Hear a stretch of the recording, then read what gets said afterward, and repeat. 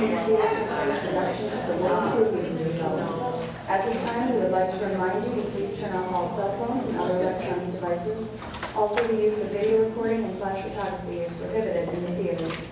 Now please sit back, relax, and enjoy The Woman Who Amuses Herself.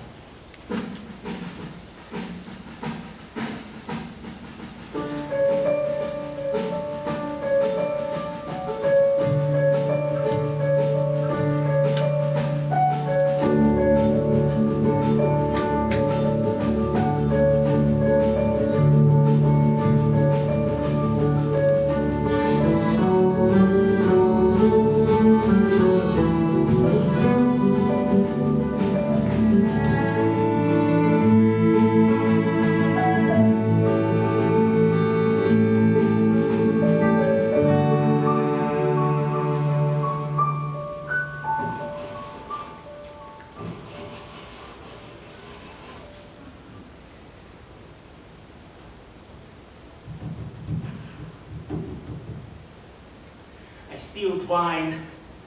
I always do this. Red wine. I shouldn't drink, you know. Look at this, a whole glass. It's supposed to be good luck, right? Spilling wine. Who the hell made this up? Must have been a rich man. Had glass to spare, this man. I shouldn't drink, you know. Look at this. This is the thing. I need something to help me sleep, that's all. I get myself worked up. My hands start to shake, sweating. Does that ever happen to you? I'm a young man. They shake. What is that? A person can think too much. Think, this thing, that thing. Keep the room straight, keep things clean. Then the questions start. Are you afraid of something? Are you living your life? Are you pure? You have to ask yourself that sometimes. I have things in my heart. I don't know, I have longings. Longings? Go to sleep!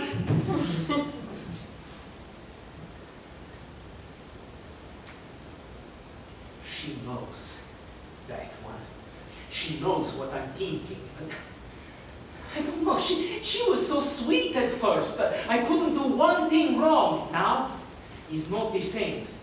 You always think a quiet person is so innocent. No. They see you. They see in the dark. A quiet person watches, listens. The man says he loves this, he loves that. Oh, I love you, he says. And then he drinks a little and he thinks, maybe he's lying. Maybe he made everything up because he was lonely. Because he didn't want to be alone in his room.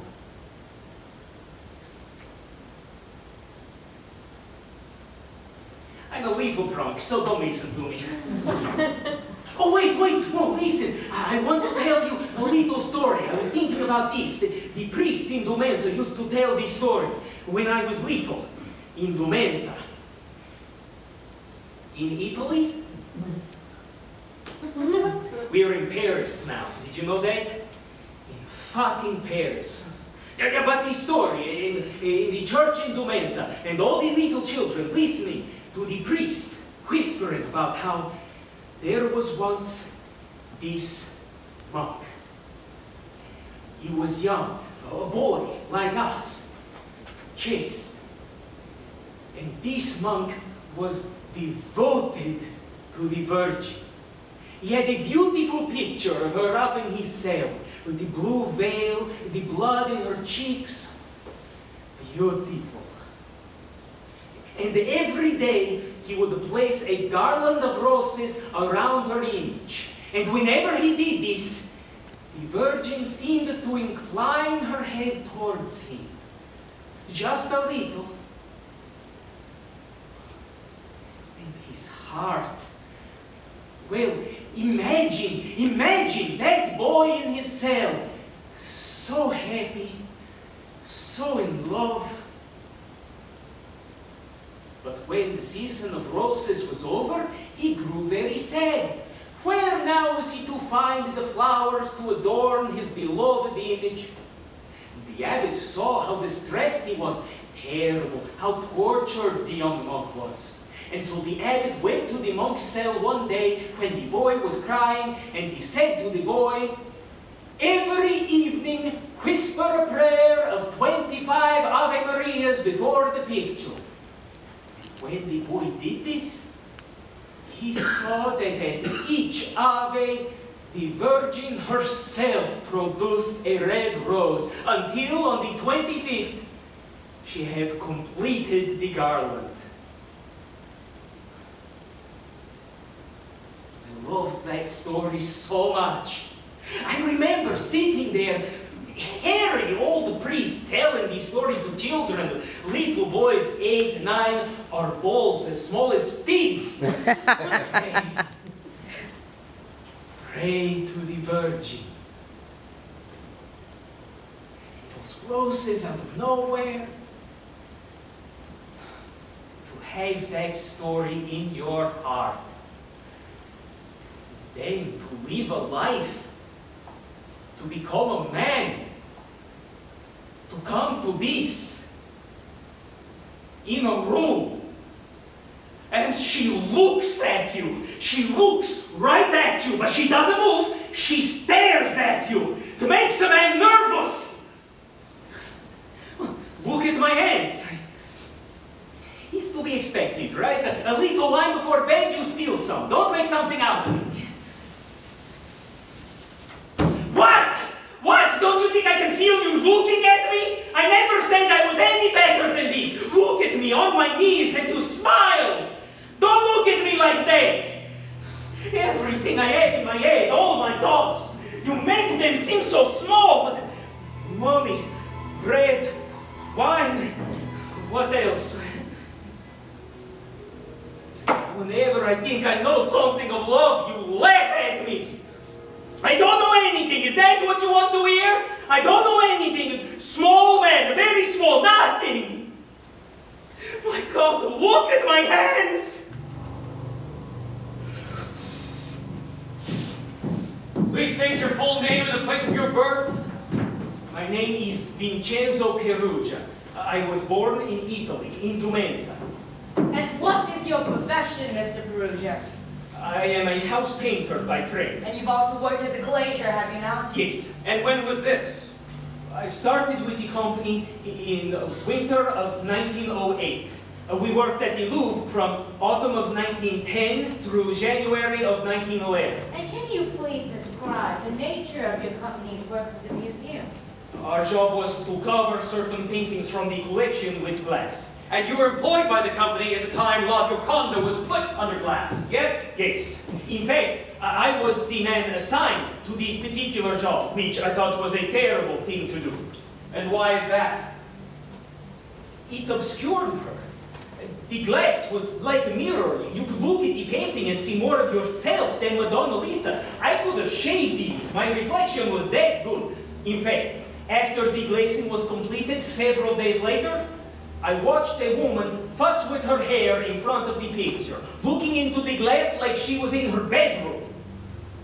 This was a French woman.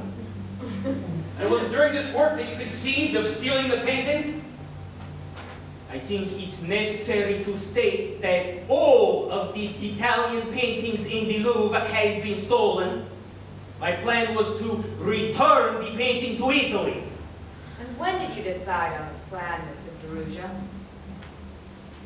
I would often look at the painting while I was working in the Louvre.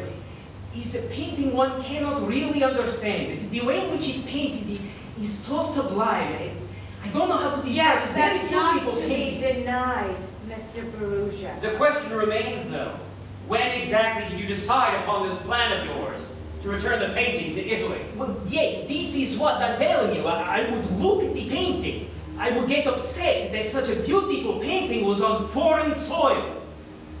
And when I did the glass work, I would tell her that I would come back, that I would take her home. To Italy. Well, that's where she's from. In the beginning, Leonardo, Da Vinci, Italian, not French, Italian. Now, you left Italy at the age 13, did you not? To live in France? I am an Italian citizen. I left to find work. I've always sent money home to my family in Dumenza, all these years in Paris alone. I am an Italian citizen.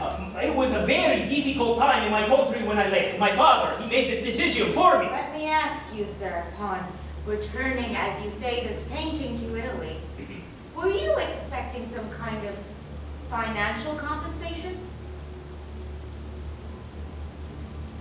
Well, I thought there might be reward of some sort.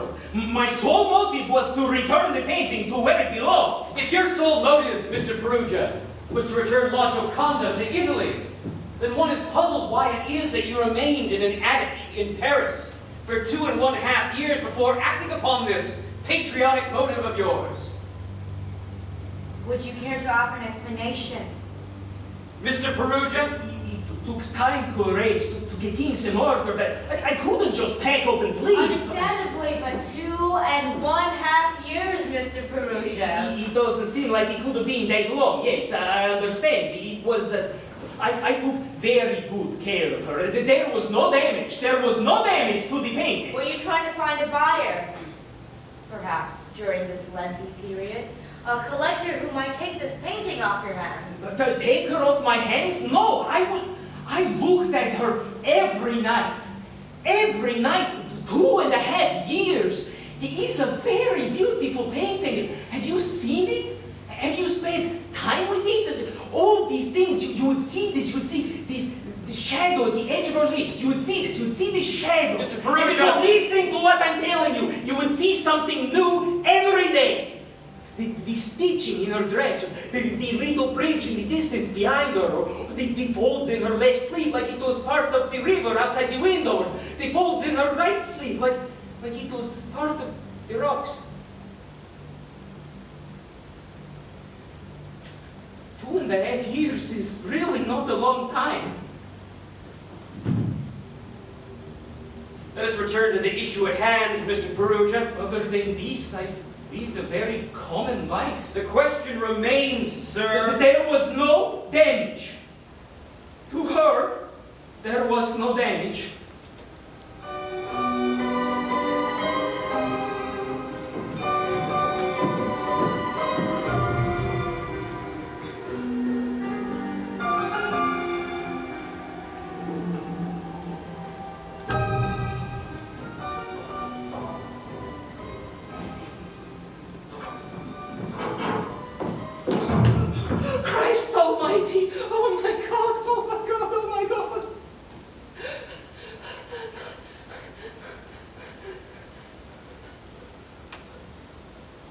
What have I done? I don't think I can breathe. No, I do not believe this. This is too easy. How can I be in my room with this? How can I have you? No, this is not happening. This is ridiculous. Look at this. They let me walk out like this. Oh, merci beaucoup. Abiento. I think I'm going to be sick. I need to sit down. I need to sit down. Are you all right?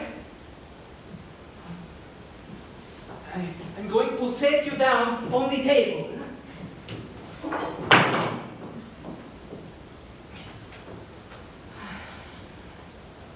That's better. Sitting down. Breathing. Very good.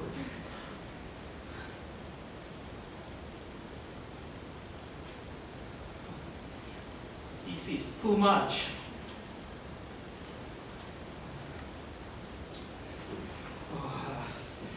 No, just leave it. Just leave it.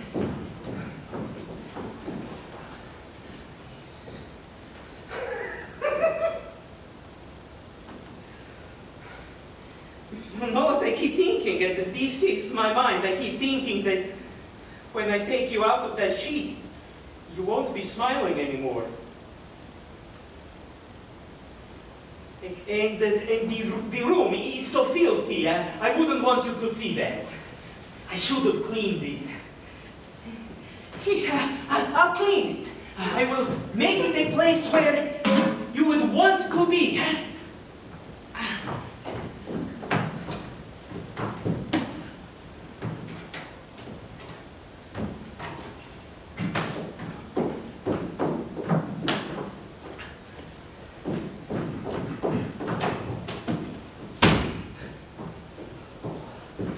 I will make it a place where you will be happy.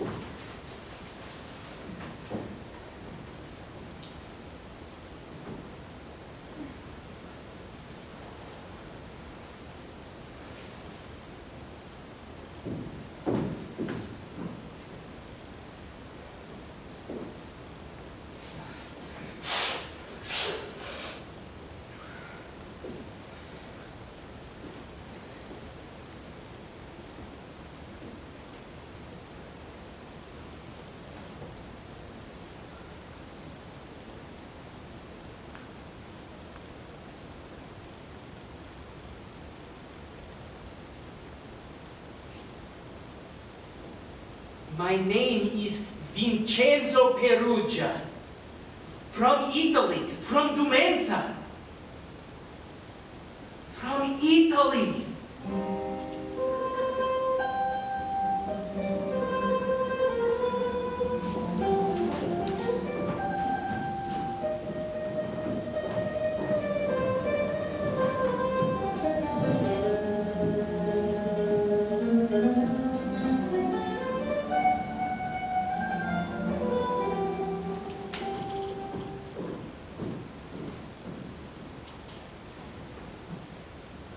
Gioconda is, in the truest sense, Leonardo's masterpiece.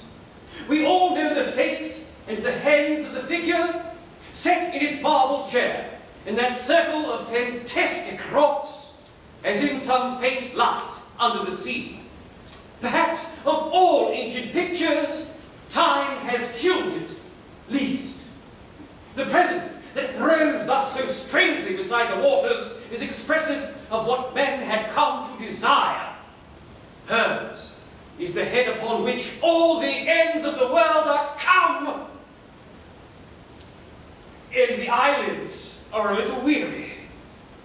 It is a beauty wrought out from within upon the flesh, that deposits little cell by cell of strange thoughts and fantastic reveries and exquisite passions.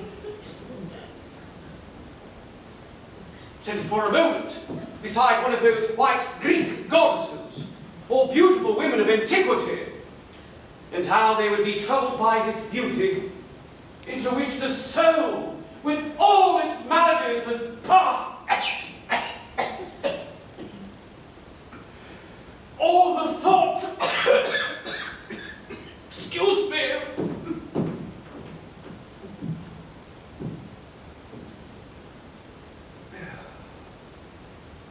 all the thoughts and experience of the world have etched and molded there. To look at her is to know the animalism of Greece, the lust of Rome, the mysticism of the Middle Ages, with its spiritual ambitions and imaginative loves, the return of the pagan world, the sins of the Borgias. She is older than the rocks among which she sits. Like the vampire, she has been dead many times, and learned the secrets of the grave, and been a diver in the deep seas, and keeps their falling day about her, and trafficked for strange webs with Eastern merchants. And all this has been to her but as the sound of lyres and flutes, and lives only in the delicacy with which it has molded the changing lineaments, and tinged the eyelids and the hands. And what of the future? What she dreams of it we cannot know. Yet we sense that what she dreams will surely come to pass.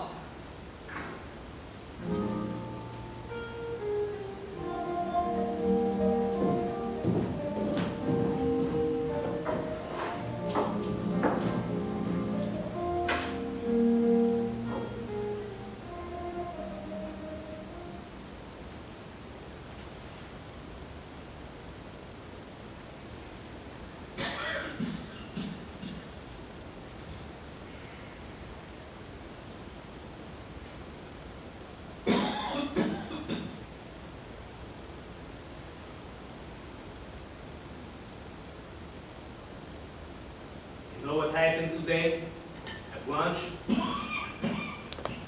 Someone put pepper in my wine. Took a sip, spit it all over my shirt. They think this is funny. Put pepper in the Italian's wine, then they have a big fat French laugh.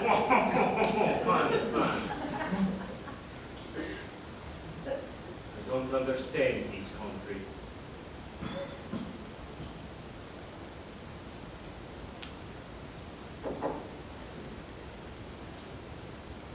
The fruit is good, though. You know what I miss more than anything? My polenta. Big bowl of polenta. Every day until I was 13 I ate these, with butter and cheese.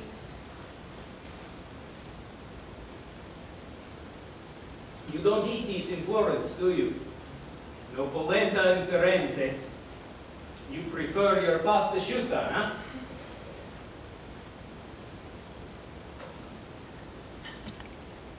I've never been to Florence. Never seen the Duomo, the Uffizi. This is where you belong, signorina.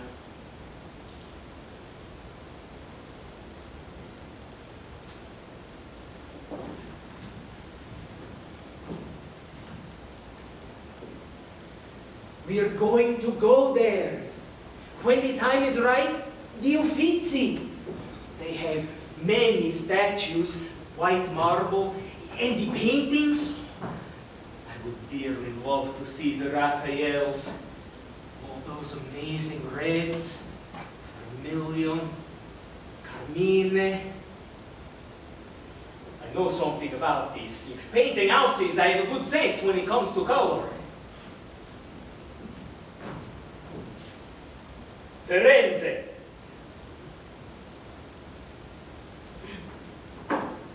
When we go, we will stop on the way in Milano, the Church of Santa Maria delle Grazie. See the Last Supper? They say these days it is not much more than a few spots on the wall, very fading. They say angels steal the color to paint their pale faces, to delight Leonardo in heaven. And you, how is it you come to us after all these years, still so perfect, with all the cracks in the paint in your face, still you don't look old. Maybe, what, a little more yellow, a little darker than in the beginning. But you really are. It's hard to believe that I'm here with you. Beautiful, yes, but you really are a strange girl.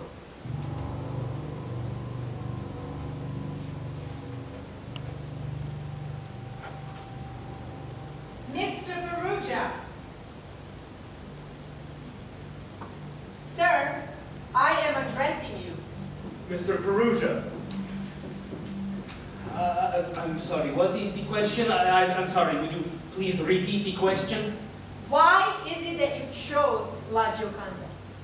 There are a great many other Italian masterpieces in the collection of the Louvre. Why did you decide to take this particular painting? There is no other painting. Yes, of course, hundreds of others, thousands, beautiful paintings. I could have taken a Correggio or a Mantegna, Bellini's Portrait of a Man. But she is the one. Even the old women who've never left their farms know of her, the idea of her. All of Italy is comforted by her. Do you have a background in art history, Mr. Perugia? You are a house painter, are you not? You have no formal education in the fine arts. No, Do you? no, I do not. But I know a thing or two about painting. House painting. I've read books, some books. I would stay at the Louvre when I wasn't working. I would study the paintings. I would stay at the museum sometimes until late. During these visits, did you happen to check to see how La Gioconda was hung, in order to determine how you might remove it most expeditiously? No, I did not. I already knew how it was hung from the time I executed the glazing. It was quite simple to remove, actually. I see. Would you tell us, please, how you accomplished this removal on the morning of the theft, the morning of August 21st, 1911? I took the painting. I'm not denying that. I just lifted it off the wall. The details are not important. For the record, Mr. Perugia, it is necessary to have the details. On August 21st, 1911, you entered the Louvre in the early morning. Is this correct? Yes. I woke at 5, which is my hour. I drank a cup of coffee. This was cold. I ate 3 peaches. First, a little cheese, then the peaches. Your breakfast is not relevant, sir. Please move ahead to your arrival at the Louvre. I arrived at the Louvre at 7 in the morning. I was wearing my workman's blouse. I went straight to the Salon Carré. This is where the painting was hung. The room was deserted. This to me was a sign that certain spirits were collaborating with me. Certain spirits? What do you mean by this? I had always thought, and this feeling grew as I worked at the Louvre. I had always felt that I had a certain connection in my soul to the great artists, living and dead. Well, not that I have any greatness in me, an understanding between us, merely that. And on this morning, I felt that I was being attended by these spirits. Please continue. The salon was deserted, in that there was no bodily person other than myself. I saw her from the doorway. She saw me, it seemed. Again, that sense of collaboration. And she had been waiting for me. This sounds strange. I know it is a painting, but there is a will there, a willfulness even. I had the sense that I was now an agent of that will. What she wants. I walked over to the painting, lifted it off the wall. It was simply attached. Carried it into the stairwell where I removed the frame. I slipped the panel under my blouse and left the same way I came in. This was all done in a few minutes. And then you carried this masterpiece of Western art under your shirt through the streets of Paris and up to your apartment at the Rue Hôpital Saint-Louis. Yes? Yes, to my apartment. It is only the one room, terrible, badly painted. Where it has already been established that you resided for